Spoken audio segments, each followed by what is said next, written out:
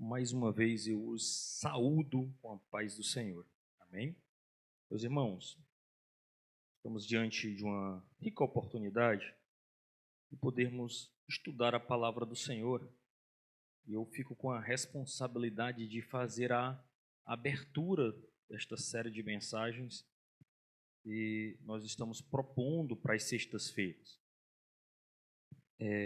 Se os irmãos puderem, e é um livro que vale muito a pena ler, ele chama Por que Tarda o Pleno Avivamento. Ele foi escrito por um grande homem de Deus, um avivalista, escritor britânico chamado de Leonard Ravenhill. Ele nasceu em meados de 1907, faleceu em 94, no ano de 1994. E ele, apesar de ele não estar ligado diretamente a uma linha denominacional, ele é um homem que transitou muito bem em várias igrejas, e tanto hoje a linha pentecostal como os mais tradicionais, que a gente chama de reformados, conversam muito bem com Ravenhill, porque a sua mensagem foi sempre uma mensagem missionária de avivamento e oração. Então são temas que permeiam a Igreja de Cristo e permeia também os nossos corações. Eu quero fazer a leitura do capítulo 3, versículo 2, mais uma vez, e quero acrescer com uma referência em Isaías, para que a gente norteie aqui aquilo que a gente quer tratar com vocês nesta noite. O tema desta mensagem, que abre essa mensagem deste livro, é um clamor por avivamento. E eu quero conversar com você nessa noite acerca disso.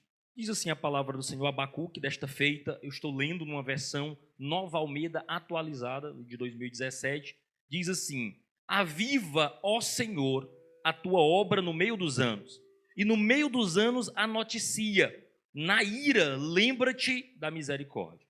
Quero correr para Isaías 64, 1 e 3, que diz assim: se fendesses os céus e descesses, se os montes tremessem na tua presença, como quando o fogo acende os gravetos, como quando faz ferver a água, para fazeres notório o teu nome aos teus adversários, e para que as nações tremam diante de ti. Quando fizestes coisas terríveis, que nós nem esperávamos, descestes, e os montes tremeram diante de ti. A nossa intenção aqui é chamar a igreja do Senhor, não a que está lá fora, não a que pertence a uma outra denominação, não a de outra, mas a nossa. Essa mensagem é para nós, para os nossos corações. E a nossa intenção é falar sobre avivamento mesmo. Um avivamento que passa pelas Escrituras. E usando esse material do Ravenhill, que vale muito a pena ser lido, é um livro que foi publicado originalmente em 1959. E eu, fazendo a leitura desse livro, inclusive para pregar nesta noite, eu digo, meu Deus, em 59 a igreja já passava pelos mesmos problemas que a gente enfrenta hoje. Esse livro chegou para nós, numa versão acho que em português, a partir de 1989. Então nós estamos falando aí de mais de 30 anos passados e parece que está falando com a igreja dos nossos dias. Então a gente parece que ficou preso no tempo, e Ravenhill tem uma mensagem de Deus para o nosso coração, e a gente transformou essas mensagens em sermão. O nome do livro é Por que Tarda o Pleno Avivamento. Ele tem 20 capítulos, mas a gente consolidou tudo isso em 8 mensagens, então vocês só vão ter que aguentar 8 sextas-feiras sobre essa temática. Mas a nossa intenção é que isso produza algo nas nossas vidas. Não basta apenas ouvir uma pregação, achar bonito, gostar e fazer como o ouvinte esquecido, de acordo com Tiago, que ele contempla o seu rosto no espelho e quando sai ele logo se esquece da fisionomia. Então a intenção é que a gente lide com isso. Cada capítulo escrito por Ravenhill, ele foi publicado originalmente num jornal da época. Ele publicava um boletim semanal, mensal, eu não me recordo aqui, mas que trouxe muito para o coração daquele povo e tem muito a falar nos nossos corações também. Por que eu fico tranquilo em pregar este livro? Porque na realidade a gente está pregando a Escritura. Estamos falando da Bíblia. E essa é a série, né? Então bem-vindos à série Avivamento. E eu quero tratar na mensagem de hoje sobre 2 capítulos deste livro. Um é por que tarda o avivamento? Ele faz uma pergunta, por que tarda o avivamento? E por que eles não despertam? É o segundo capítulo que eu quero tratar. Não está na sequência do livro, né? Eu fiz uma divisão aqui, considerando alguns aspectos importantes para a gente. Mas, antes de mais nada, eu quero falar sobre avivamento. Eu tenho absoluta certeza que todos nós, se fizermos uma reflexão mais sincera, gostaríamos de estar vivendo algo mais profundo com Deus. Não é à toa que manhãs de avivamento chamam a atenção. Então, geralmente a gente pensa, poxa, eu vou lá e os meus problemas vão ser resolvidos. Porque certamente a igreja preparou um ambiente adequado, preparou um louvor mais profundo, vai ter um pregador, e esse pregador com certeza vai trazer algo de Deus para a minha vida. Então vai ser diferente. Então a gente se enche de expectativas. A gente se enche de expectativa porque avivamento passa pelo nosso imaginário. Nós gostamos da ideia de avivamento, embora poucos de nós estejamos dispostos ou comprometidos com os sacrifícios necessários para viver um avivamento genuíno, para experimentar um mover de Deus. Na realidade, o que nós muitas vezes gostamos é de ir e receber um pacote pronto. Eu vou no culto e sou abençoado, sem qualquer esforço. Mas o fato é, avivar, ser avivado por Deus, é uma ação do próprio Deus na vida de um indivíduo ou de uma comunidade. E ela não fica restrita a um ambiente de 4 paredes. É quando há uma transformação na igreja, quando há uma transformação até mesmo na sociedade. Então a nossa expectativa com o avivamento é para além de um simples movimento ou de um culto mais animado. Na perspectiva bíblica, avivar é reacender, é trazer vivacidade, tornar vivo. Ou seja, avivar é aquilo que estava morno, apagado, sem cor, desbotado, como a gente diz. Quem conhece o nosso Piauí sabe muito bem disso. Basta tão somente você deixar qualquer coisa esquecida alguns dias no sol, seja um plástico, uma toalha, seja lá o que for, e o sol tem esse poder de desbotar, né? Tirar a cor, tirar o brilho. E a ideia do avivar é, mesmo alguém que está sem brilho, sem ânimo, sem vigor espiritual, recebe um sopro do próprio Deus e agora ele é avivado. Ele recebe um despertamento espiritual. E nós, enquanto indivíduos, não podemos orquestrar, fazer acontecer. Então o que nós podemos fazer enquanto igreja? Pregar um retorno à oração e pregar um retorno à escritura. Ou seja, preparar o terreno. Assim como nenhum de nós consegue fazer uma planta germinar, brotar, crescer e frutificar, tão somente nós podemos preparar a terra, colocar, quem sabe, o adubo adequado, plantar a semente e rogar aos céus que produza esse avivamento ou que produza essa planta frutífera. É por isso que o profeta Abacuque, a gente recorreu inicialmente a esse texto.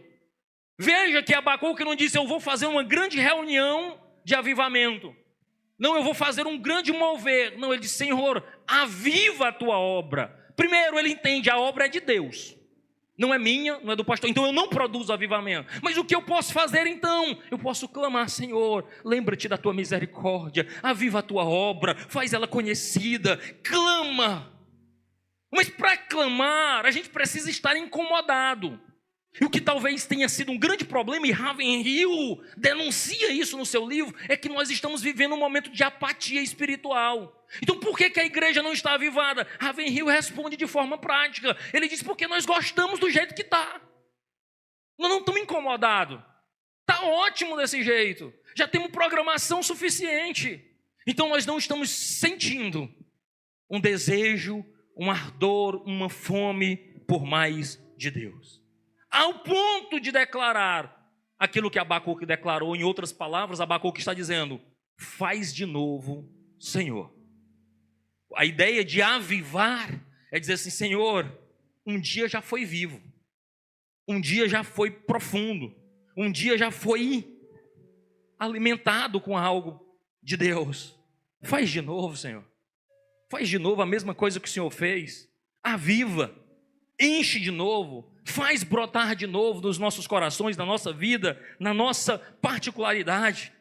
Então, ao longo da história, irmãos, nós fomos já informados de diversos despertamentos de Deus. Eu poderia citar aqui avivamentos bíblicos, por exemplo, Pentecostes, Atos 2, vocês conhecem a história melhor do que eu. Atos 8, nós temos ali a situação em que Filipe está pregando em Samaria, é incendiada pelo poder de Deus. Nós temos Atos 19, quando Paulo cita um avivamento poderoso que aconteceu na cidade de Éfeso, de tal modo que o povo pegou os livros de feitiçaria, levou para a praça pública e queimou, dizendo: não queremos mais essa prática, nós encontramos algo mais profundo, nós encontramos Deus, marcado por um arrependimento profundo e um se lançar na presença de Deus. Mas saindo para a história mundial, nós temos o primeiro despertamento que aconteceu em meados de 1730, na Inglaterra e também nos Estados Unidos, tendo como líderes ali daquele movimento, iniciando com Jonathan Edwards, George Whitefield, John Wesley. Um segundo grande despertamento já em 1790, já acontecendo agora nos Estados Unidos com Charles Finney. País de Gales, em 1904, 1905, com Evan Robert, aconteceu ali no Reino Unido. A Rua Azusa, da qual nós pentecostais, especificamente assembleianos, derivamos, 1906, ali nos Estados Unidos, com o grande protagonismo de William Seymour, de Parham, estavam envolvidos nesse trabalho. Coreia, 1907, África, 1930, Indonésia, 1965. Avivamentos aqui no Brasil, o pentecostalismo, 1910, 1911, varreu ali um despertamento. Gente cheia de Deus, gastando suas vidas para tornar o nome do Senhor conhecido. Não só isso, movimentos de renovação espiritual que aconteceu na década de 50. Norte e Nordeste, que teve um grande protagonismo no evangelismo, de gente cheia de Deus na década de 70. Os movimentos de louvor e adoração que permearam as décadas de 90, da qual a gente tem ainda hoje Rebanhão, né, as comunidades que foram surgindo, que renovaram o louvor, que varreram o nosso país. Então, de tempos em tempos, Deus sopra em pessoas o seu Espírito, de tal modo que transborda de uma localidade, de uma comunidade, de um ambiente.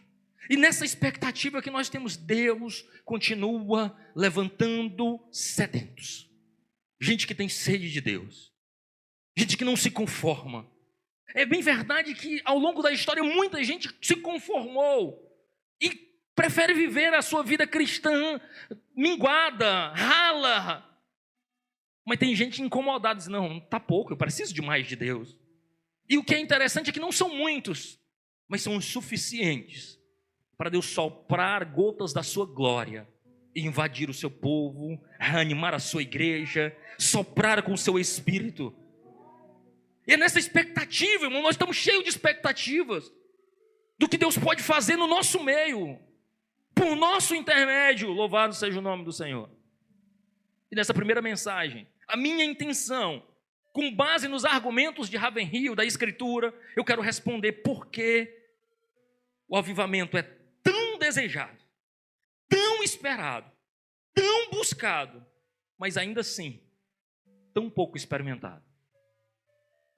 E eu quero dizer que nós não podemos confundir momentos de avivamento, cultos avivados, com avivamentos duradouros e genuínos. Eu tenho dito, e que uma das minhas maiores preocupações é que os nossos eventos durem para além do domingo à noite. Porque o que de fato vai marcar a nossa vida cristã é a segunda-feira. A força que a gente vai demonstrar é na segunda-feira. Porque muitas vezes a gente tem se acostumado a fazer evento de final de semana, quando na segunda-feira a gente volta para os nossos velhos hábitos. Choramos no domingo, clamamos, acompanhamos o louvor, e na segunda-feira esquecemos da Bíblia, esquecemos da oração, esquecemos do devocional com Deus, esquecemos de ser cheios de Deus para além do domingo. E isso é fruto de um entendimento errado do que é o nosso culto de domingo. Você veio se equipar, você veio treinar, Você veio receber orientação e direção. Você não é um espectador, você é um protagonista daquilo que Deus está fazendo. A palavra que você recebe no domingo é uma direção para que na segunda-feira você vá como uma flecha, alimentado, cheio de Deus, pronto para conquistar almas para o reino de Deus, pronto para fazer a diferença numa sociedade corrompida, perdida. Então, quando a gente fala desse avivamento, nós estamos carecendo de um avivamento, de um despertamento que nos leve a um retorno à Escritura e à oração. E eu quero caminhar por isso. Por que tarda o pleno avivamento? Um escritor cristão, citado aqui por Ravenhill, ele diz que o cristianismo é algo muito simples e sublime. Viver no tempo e na eternidade sob o olhar de Deus e com a ajuda dele. Deixa eu repetir. O cristianismo é algo muito simples, muito sublime. Viver no tempo, ou seja, no aqui e agora, e na eternidade, sob o olhar de Deus e com a ajuda dele. Por que eu quero fazer referência a isso e a Isaías 64? Quando o profeta, já quase encerrando o seu livro, ele declara assim: se fendesses o céu e descesses. A oração do profeta diz assim: Senhor, eu sei que o Senhor está aí, rasgue esse céu e desce. Se o Senhor descesse, ia ser tão bom, ia ser tão maravilhoso, porque a tua presença geraria temor e tremor. E o fato é, o argumento de Ravenhill aqui é que nós perdemos a consciência da eternidade. Nós perdemos a consciência do que Deus está diante de nós. Nós vivemos a nossa vida como se Jesus não fosse voltar. A gente até gosta da ideia de Jesus voltar. A gente até declara na Santa Ceia: Maranata, vem Senhor Jesus, a tua noiva está pronta. Mas a verdade é que a gente gostaria mesmo era que ele demorasse mais um pouquinho para dar tempo para a gente concluir os nossos projetos. E aí, com essa perspectiva, é que os nossos olhos e o nosso coração não estão na eternidade. E se o nosso coração e os nossos olhos não estão na eternidade, nós vivemos a nossa vida como se não fôssemos prestar conta com um justo juiz. Então, o argumento de Ravenhill aqui é que tudo que nós fôssemos fazer, se nós tivéssemos a dimensão que Deus está em nós e nos olhando, a nossa perspectiva seria diferente. É que nem um menino que se comporta na presença do pai. Ele é traquino, ele é buliçoso. Mas o pai perto, ele tem outra conduta. Ele diz: pai, é tão bom quando teu pai está aqui, tu é outra pessoa. E de fato, na presença de Deus, devemos ser outras pessoas. Ao entrar na casa do Senhor, devemos ser outras pessoas, porque estamos diante do nosso Senhor. Mas não só isso, é mais grave ainda, porque nós não fugimos da presença do Senhor. O salmista diz: para onde me irei da tua face? Se eu subo aos céus, ali tu estás. Se desço ao mais profundo abismo, ali tu estás também. Deus está em nós, está olhando para nós. Então a forma como nós encaramos a vida, a forma como nós falamos, a forma como nós vivemos, a forma como nós entregamos nossas contribuições, a forma como nós gastamos nossos recursos financeiros, a forma como nós empregamos o nosso tempo, a nossa vida, aquilo que nós fazemos, deve ser voltado para a glória de Deus e considerando esse Deus poderoso, vivo, que está em nós e olhando para nós. Ravenhill, inclusive, desafia nós, pregadores. Se nós considerássemos a elaboração do nosso sermão, considerando o trono do justo juiz, com os olhos voltados para a humanidade perdida e com os olhos voltados que o Senhor está prestes a julgar este povo, nós experimentaríamos um avivamento operado pelo Espírito Santo. A baixa moralidade, o sentimento de domínio que muitas igrejas e até seitas estão espalhados por aí, deveria nos alarmar. Nós não deveríamos nos conformar em ver como que a sociedade tem pecado deliberadamente contra Deus. E é aqui que existe a igreja. A igreja é essa coluna e firmeza da verdade. Ela tem esse papel de denunciar aquilo que está de errado no mundo. A presença da igreja de Cristo é uma forma de dizer: vocês estão perdidos, mas tem um povo salvo, que caminha para a glória do Deus vivo. O maior desafio daquele povo ali no Egito, quando José estava lá. E isso é evidenciado naquele momento que ele se encontra com a mulher de Potifar, e ela tenta perverter a sua integridade. Ali só tinha gente que não era íntegro. E ele rejeita aquela mulher, ele está também trazendo uma sentença sobre ela. Porque ele poderia dizer assim, ó, tá vendo? Nem ele aguentou, ninguém aguentou. Mas ele disse, não, eu fui vendido, abandonado, traído, tinha todos os motivos para me rebelar contra o meu Deus. Mas ainda assim eu sou fiel. É como se Deus estivesse olhando, você está vendo? Está vendo? Vocês não vão ter desculpa não. E aí Raven-Hill argumenta o seguinte, em Sodoma não tinha Bíblia, em Sodoma não tinha pastor, em Sodoma não tinha distribuição de folheto, não tinha escola bíblica dominical, não tinha culto ao domingo, não tinha igreja em Sodoma. Ainda assim, Deus trouxe juízo e aquele povo pereceu. Aí ele argumenta dizendo assim, agora você imagina, num lugar onde tem igreja, tem pastor, tem um povo denunciando, tem um povo pregando, orientando, Deus vai ter piedade, não vai derramar sua santa ira. O fato é, irmãos, Deus terá pouca piedade daqueles que vivem na iniquidade. E a igreja precisa se posicionar no sentido de denunciar essas práticas por amor aos perdidos. Porque ao denunciarmos essas práticas, estamos sendo misericordiosos com aqueles que vivem na prática do pecado. Ao sermos coniventes, nós estamos passando a mão e lhes impedindo de irem ao arrependimento, se voltarem para Cristo e terem suas vidas restauradas por Ele. Então, às vezes, a nossa negligência, o nosso silêncio, não é amor, não é misericórdia, é covardia mesmo. Esse livro bate pesado, irmão, dá vontade de a gente se converter purinho. Então, eu quero te dizer que a gente precisa entender que nós temos milhões de Bíblias, centenas de milhares de igrejas e um número imenso de pregadores.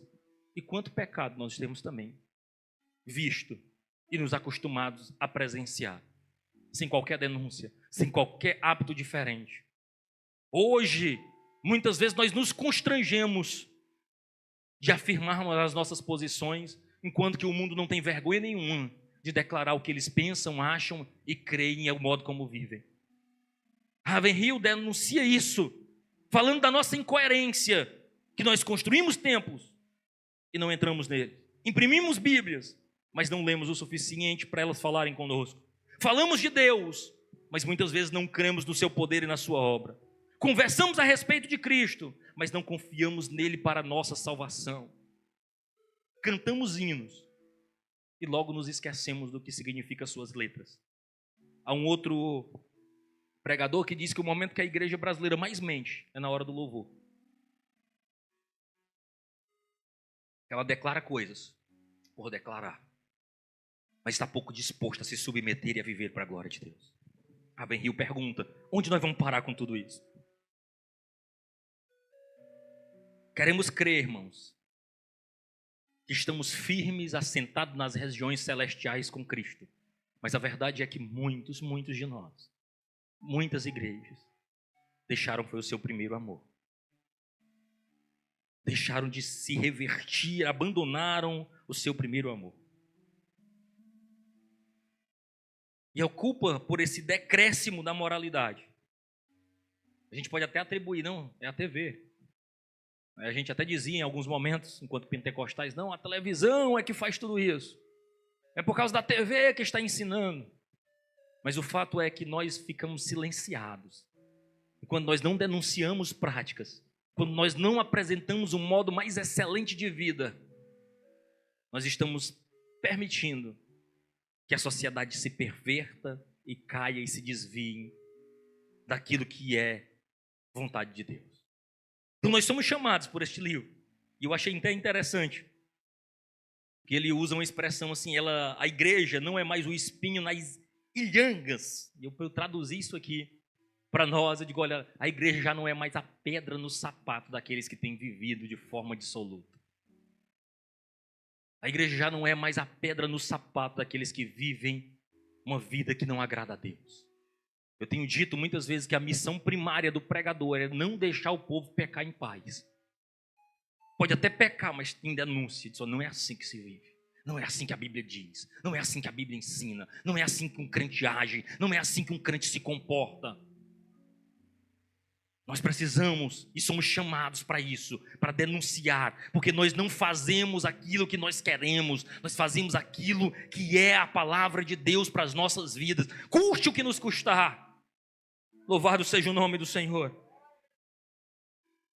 E aí Ravenhill solta uma frase que eu achei maravilhosa. Ele diz: não foi nos momentos de popularidade que a verdadeira igreja prosperou e triunfou, mas foi nas horas de adversidade. Louvado seja o nome do Senhor. Então, por que tarda o avivamento? Ravenhill propõe aqui 5 respostas e eu quero passar por elas de modo rápido. Tarda porque os pregadores e evangelistas estão mais preocupados com dinheiro, fama e aceitação pessoal. E ele não está errado. Porque em muitos lugares, o que está sendo preocupado é se eu tenho uma agenda cheia para o mês inteiro, se eu estou pregando nos congressos mais badalados. Então nós temos gente conhecida e badalada, mas pouca gente fiel à Escritura. Sabe por quê? Porque a mensagem fiel à Escritura não agrada aos ouvintes. Não faz alguém dizer assim: traz ele de volta no próximo ano que foi uma bênção. Não, porque ela confronta.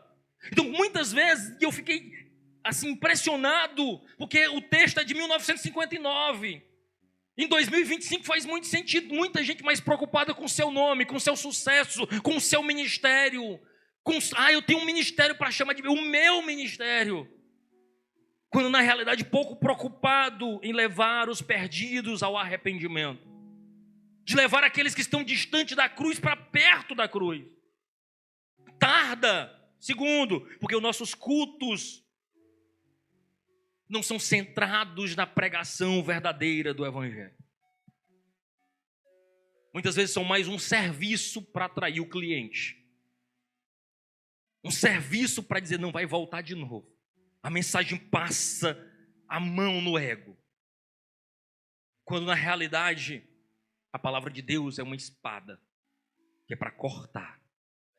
Expor as nossas fragilidades, expor os nossos pecados, produzir tristeza, como diz a palavra de Deus, porque a tristeza, segundo Deus, leva ao arrependimento, à confissão e à mudança de vida.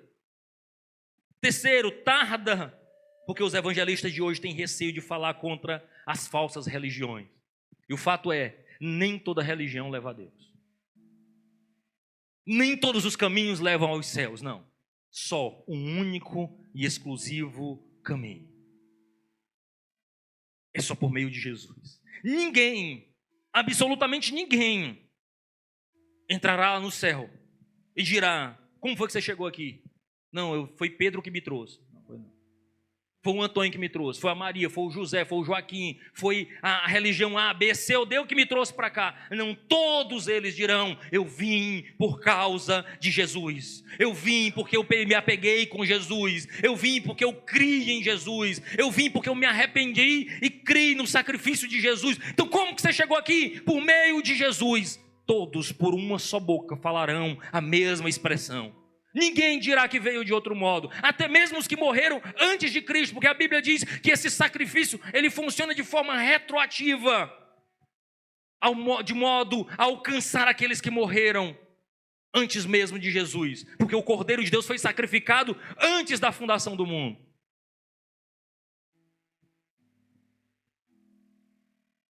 Ravenhill até cita, diz: olha, Elias debochava dos profetas de Baal. Cita John Wesley, que diz: John Wesley foi proibido de pregar, de entrar na igreja. Ele diz assim: eu não tenho medo de homem nem de demônio. Eu vou ter medo de alguém fechando porta para mim? Vou continuar pregando a verdade do Evangelho. Esse Evangelho que hoje nós escutamos hoje, ele não tem um sabor doce. Ele tem cheiro de sangue. Esse Evangelho que te alcançou, ele chegou até nós às custas de sangue de gente crente, que morreu nas arenas, que foi partido ao meio, que foi trucidado, que foi apedrejado, que foi massacrado, homens e mulheres que foram torturados por amor de Cristo Jesus. Esse Evangelho que hoje confortavelmente nós recebemos de diversos modos e seguimos de modo tão preguiçoso, ele custou vidas, sangue, história de muita gente. Aleluia. Este Evangelho tem cheiro de sangue, irmão. Esse Evangelho tem cheiro, sabor de sangue. Tarda, porque não temos mais intensidade e fervor na oração. Ravenhill diz: não existe mais integridade. Tudo é superficial. E aí ele cita uma frase que eu achei muito interessante. Ele diz, em vez de buscarmos a propagação do reino, estamos fazendo mais propaganda. Veja bem, e é o que a gente vê hoje. Vem para cá que a minha igreja é melhor. Tem um fundo melhor, tem luzes melhor, tem um louvor melhor, tem um pregador melhor, tem um som melhor, tem a estrutura melhor. Não é sobre o reino, é sobre o meu lugar, é a propaganda do meu estabelecimento, do meu próprio reino. Então, como nós vamos experimentar um pleno avivamento na nossa cidade, na nossa igreja, no nosso estado, na nossa nação, se nós não estamos preocupados com o reino de Deus, estamos preocupados com o nosso reino pessoal? Ravenhill denuncia isso em 1959. Você não pode perder isso de vista, porque eu fiquei impressionado com algo que acontecia lá. Eu acho interessante, irmãos, que nós precisamos nos voltar para a oração. E o Ravenhill citou Tiago 5:17, diz assim, Elias orou. E a maioria das traduções, ou das melhores traduções, vão dizer, algumas traduções vão dizer assim, Elias orou, ponto. Algumas traduções mais elaboradas, que até uma forma de você verificar a profundidade e a clareza da tradução é olhando Tiago 5:17, porque Elias não orou de qualquer maneira, ele orou fervorosamente, ele orou com intensidade em algumas outras versões, mas Elias orou. E o Ravenhill diz, olha, Tiago faz uma defesa pública do ministério de Elias, porque alguém poderia dizer assim, Elias profetizou, então esse homem só vivia de profetizar. Mas Tiago deixa claro assim, esse homem profetizava, mas ele orava também. Esse homem se gastava na oração, ele se gastava na presença de Deus, ele tinha uma vida com Deus. Porque hoje virou moda, só cultos de profecia apenas. E eu não descreio da profecia bíblica, da palavra de conhecimento. Eu creio, é dom, está na Escritura. Mas a gente tem visto por aí, muitos têm se voltado para esse tipo de conteúdo de live sendo transmitidas com esse único intuito. Revelar CPF, revelar isso ou aquilo. Deixa eu te dizer, não tem coisa mais distante da Escritura do que isso. A palavra de Deus não é um show de adivinhações. Nós não precisamos adivinhar nada. Você está preocupado com o seu futuro por quê? Você quer saber o dia de amanhã por quê? Você não confia no Deus que você serve? Às vezes Deus nos dá uns vislumbres daquilo que Ele vai fazer por nosso intermédio. Mas se Ele não disser nada, que tanta curiosidade é essa de saber o seu futuro? Com alguém que deseja um horóscopo. Ah, será que eu vou ser pastor? Será que eu vou ser pastor de uma grande igreja? Será que... Gente, será que eu vou para o céu? Que eu estou salvo em Cristo Jesus? Essa é a minha preocupação. Se eu vou ser isso ou ser aquilo outro, eu dizia várias vezes, alguns tempos atrás, alguém me aperreava pelo pastoreio. Eu digo, rapaz, Deus sabe onde eu moro. Ele sabe onde me encontrar. No dia que Ele me quiser pastor, não tem ninguém na face da terra que vai impedir. Ele sabe onde me encontrar. Até hoje Ele me encontrou. Eu estou preocupado com isso, não estou preocupado em confiar nele, para a glória do nome dele. Oramos, irmãos, com atitude, para ver a glória de Deus sendo derramada. Mas o fato é que talvez as nossas orações, irmãos, não tenham nos custado muita coisa.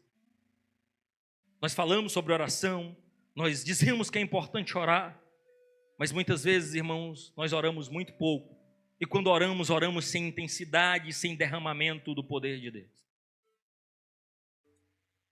Quinto, tarda, porque roubamos a glória que pertence a Deus. Eu estava ouvindo recentemente Douglas Gonçalves falando, eu achei muito interessante. Ele descrevendo o momento ali do capítulo 2 e 3 de Gênesis, que o escritor de Gênesis, ali Moisés, diz que o homem e a mulher estavam nus, mas não se envergonhavam. Eles estavam pelados, mas não tinham vergonha um do outro. Mas aí o capítulo 3 entra, a serpente faz promessas para ele, mostra acerca do futuro deles, de modo que eles caem ali, e quando Deus o procura, ele diz, Adão, onde tu estás? E ele estava escondido. Ele diz, por que você se escondeu? Porque eu vi que eu estava nu. Aí fiquei com vergonha. Note que o texto termina dizendo assim, eles estavam nus e não se envergonhavam. Porque quando nós estamos diante de Deus sem pecado, nós estamos preocupados apenas com a visão de Deus sobre nós. Mas logo que eles pecaram, eles começaram a se preocupar com a visão um sobre o outro. Agora eles ficaram envergonhados da visão de um pelo outro. Agora mais preocupados em dar satisfação um ao outro, de modo que Deus teve que sacrificar um animal para os cobrir ali. E eu achei interessante porque muitas vezes a gente está mais preocupado com isso. Não com a visão que Deus tem sobre nós, mas com a visão que o outro tem ao nosso respeito. Será que eu vou agradar? Será o que fulano está pensando? Será que o que vão achar do meu ministério? Do culto, da minha pregação? Meu Deus! Quando que nossa maior preocupação deveria ser uma única: agradar o nosso Senhor, fazer para a glória do Deus vivo. E nesse afã de atender às expectativas dos outros e não as de Deus, muitos têm roubado a glória do Deus vivo. E aí da onde que vem a ideia de vanglória, né? Que é uma glória vã. Você está se vangloriando, se projetando com algo vão, sem sentido, sem significado, porque no final das contas dura apenas uma noite, dura apenas um dia. É que nem um movimento, é importante das redes sociais, mas um Reels que só dura uma semana, que viraliza, só dura poucos dias. Tem um impacto naquele momento, depois ninguém nem lembra. Sabe o que nós vamos lembrar? E de fato, é daquilo que nós vivemos com Deus. Daquilo que nós vivemos em Deus.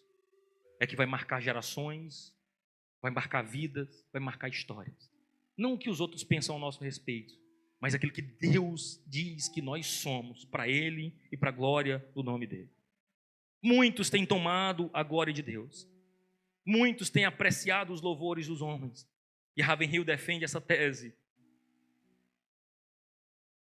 Faz até uma oração, ele diz assim: ó Deus, liberta-nos dessa existência egoísta e egocêntrica. Dá-nos a bênção do quebrantamento.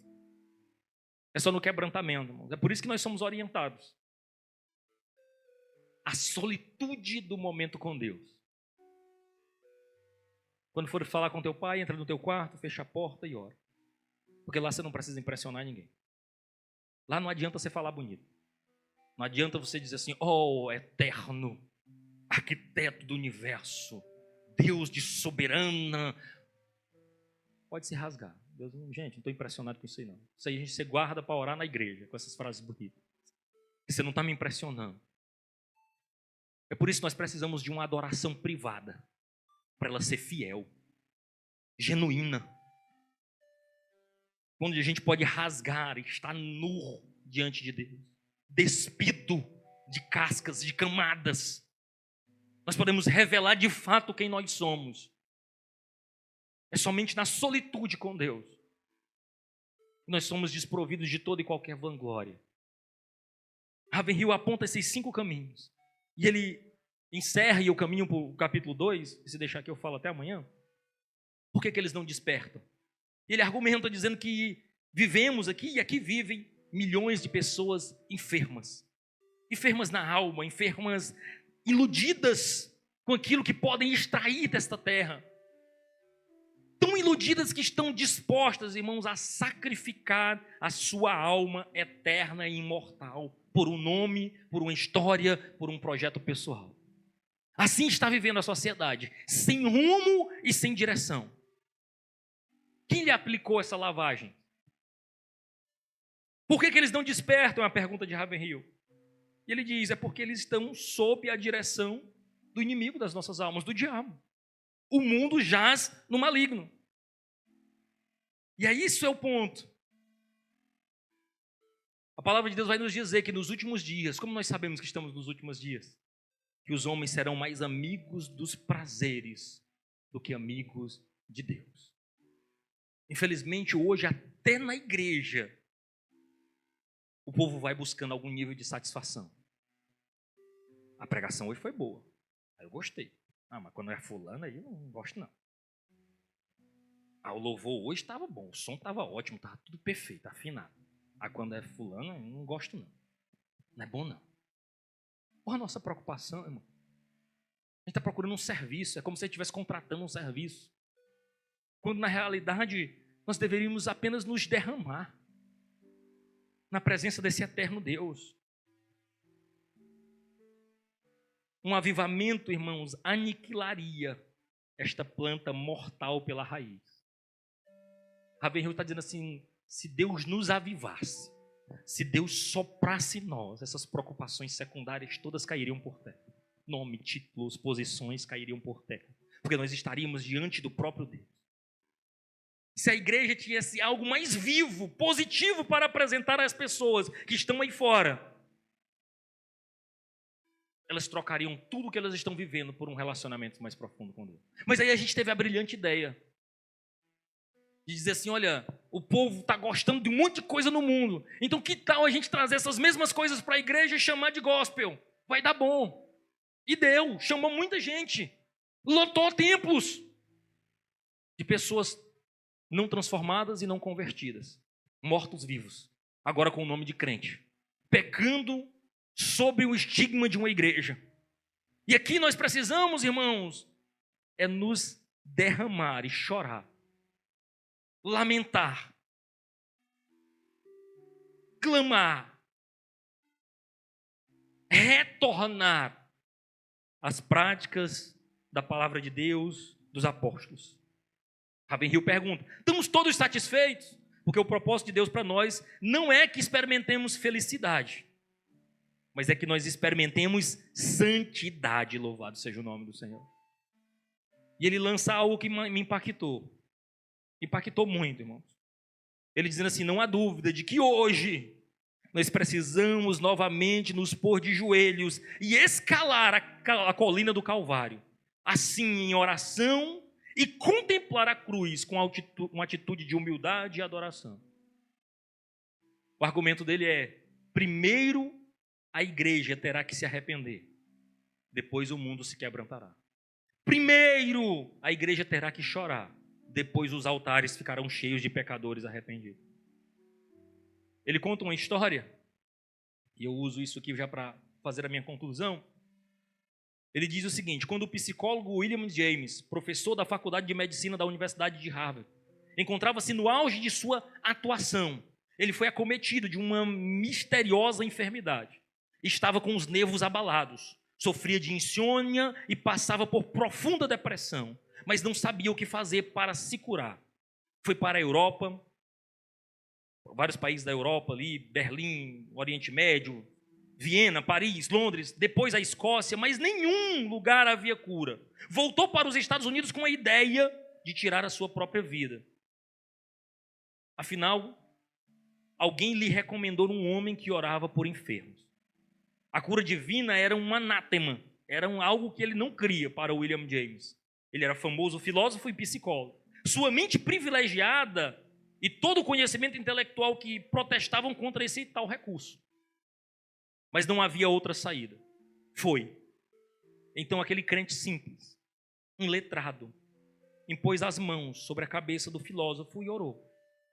Mais tarde, James relatou o seguinte, senti uma energia misteriosa perpassar meu corpo e logo depois me sobreveio uma enorme sensação de paz. Compreendi e fui curado. Você crê nisso? História boa de ouvir, né? Só que não é só para ouvir, está disponível para a gente experimentar. Irmãos. Quando a ciência não dá conta, quando a política não dá conta, aí às vezes a gente se lembra de Deus, mas Deus sempre esteve presente, Ele está em nós e no nosso meio. A igreja precisa entender isso. Se nós quisermos ver uma restauração da humanidade, teremos que ser humildes e nos voltar para a cruz e para o poderoso sangue de Jesus. Eu dizia no culto de ceia que tivemos domingo passado, eu digo, irmãos, a morte de Jesus, o seu sacrifício salvífico, a sua ressurreição e perdão dos nossos pecados, tem que ser suficiente para alegrar o nosso coração. Parece que o pastor fica doido, querendo fazer algo diferente, correndo atrás para ver se os crentes se animam. Se você não entendeu isso, isso não brada no teu coração, você precisa se converter de novo. Você não entendeu a mensagem da cruz. Se saber que Jesus perdoa os teus pecados não te faz vir à casa dele, adorá-lo, bendizer o seu santo nome, não adianta, não tem nada que nós possamos fazer. Não há programação que nós possamos produzir que vai mexer com o teu coração.